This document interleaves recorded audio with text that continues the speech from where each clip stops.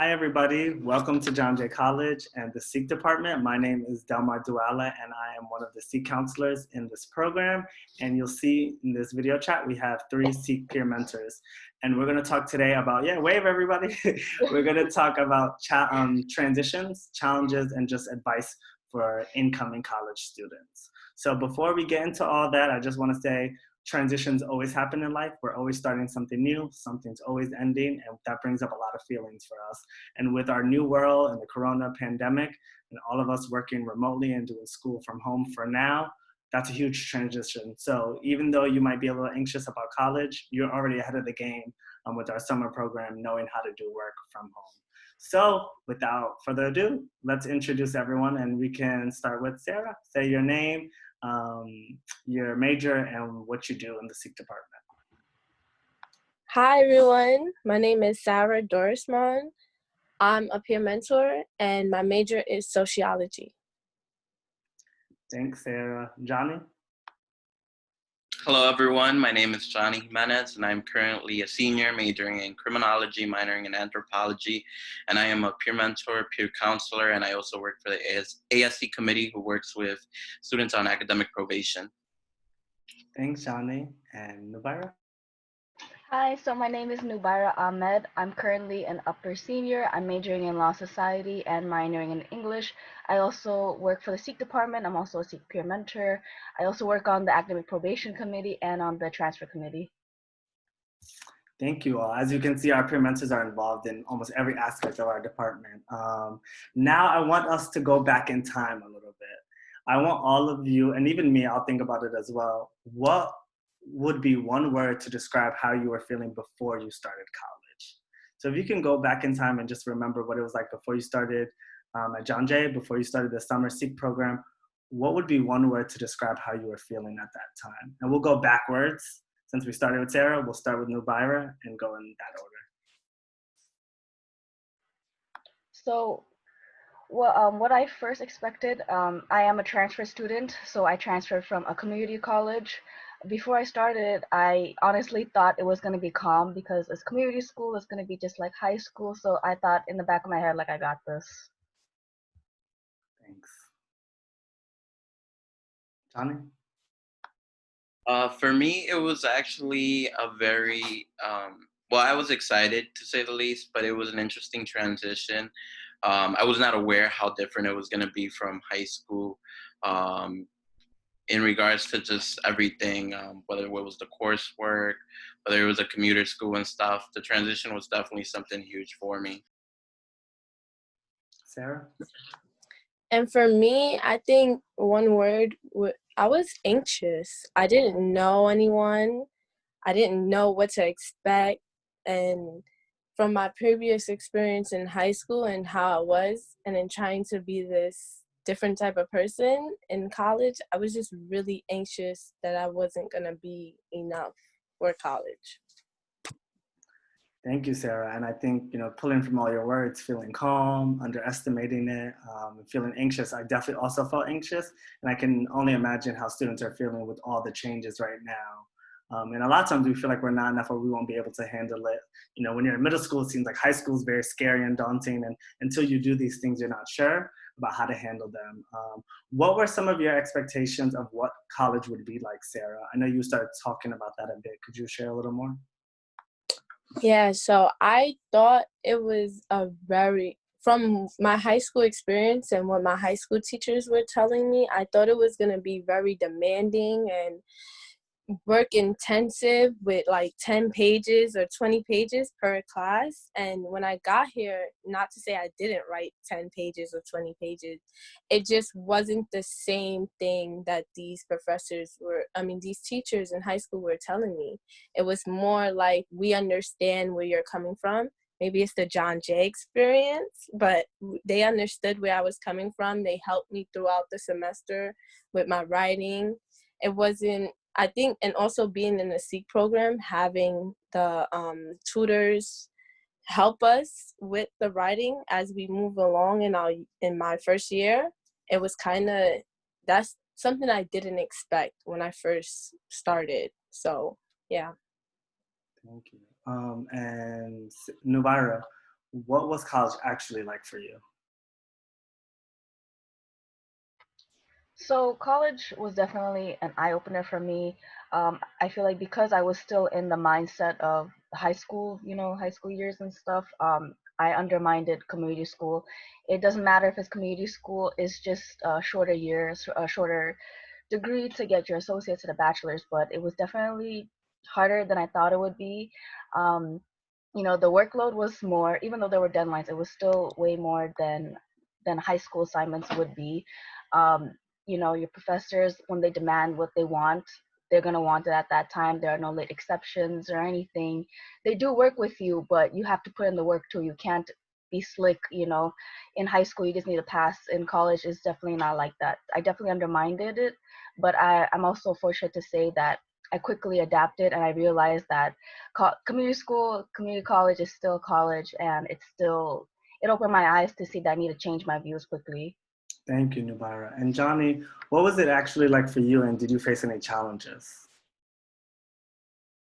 For me, I actually the transition was a bit difficult for myself as it it was a really big eye opener to myself and the way I actually conducted myself. I was a person that didn't necessarily ask for help before my first semester in John Jay, and part of that was because I felt like previously I never really uh, felt like I could seek the help or ask for it. What happened, unfortunately, was that I did fall on academic probation, which I would say was the best thing that could happen to me, as it allowed me to really grow as a person and as a young professional. Which is when I began to seek the resources from the different departments within John Jay. That said, since then, I felt like I've definitely benefited greatly from just joining the Seek department, being very active on campus, which is something that I personally didn't think was going to happen just because it was a commuter school. But I think that's a big misconception that a lot of us have when we're in high school, that we're not going to get that college experience, which honestly, the college experience is whatever you make it. You're the person that seeks those resources, whether that's through networking, whether it's through really getting yourself into internships, fellowships, which are all different things that I think are an important aspect of the college experience. Yeah, thank you so much for sharing that, Johnny. And it seems like a theme with all three of you, with the expectations and challenges, is reaching out for help and getting support from the SEEK department, from community resources. And a lot of times when we are experiencing a transition or struggling, it can be hard for a lot of different reasons: our cultures, our backgrounds, what our families have taught us about asking for help. So everyone watching this, I want you to think about a time that you struggled with a friend, a teacher, from middle school to high school, someone being sick, someone passing away, and how did you cope and survive and thrive with your challenge? How did you learn how to ask for help? And if you didn't, why didn't you?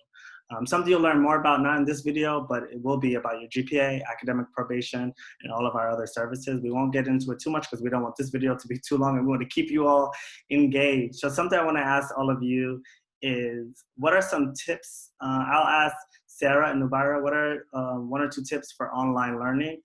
If the summer program is online, what are things that you would tell the students to do or know about? Okay, so some tips that work for me for my online classes right now is keeping in touch through email, like always having a reminder within my phone. I think that's something I learned more like throughout this semester being online, is like, how can I use my technology that I use on a daily basis? So like I get notifications for Instagram, why not get a notifications for my classes? And why not get a notification to email my professor to see where I'm at throughout the semester? So I think setting that setting in my phone where I notify myself, like almost like an alarm kind of thing, to kind of alarm myself to like get ready for the next class. That's something that I also do too. So that's one of my tips is how can you use what you already have, do what you already know how to use on technology into what are you doing now? So like, Perfect.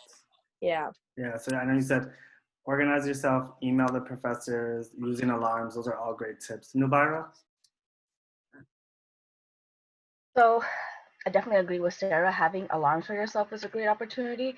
I'm not the best at technology, but honestly, I like the online classes, the online transition better.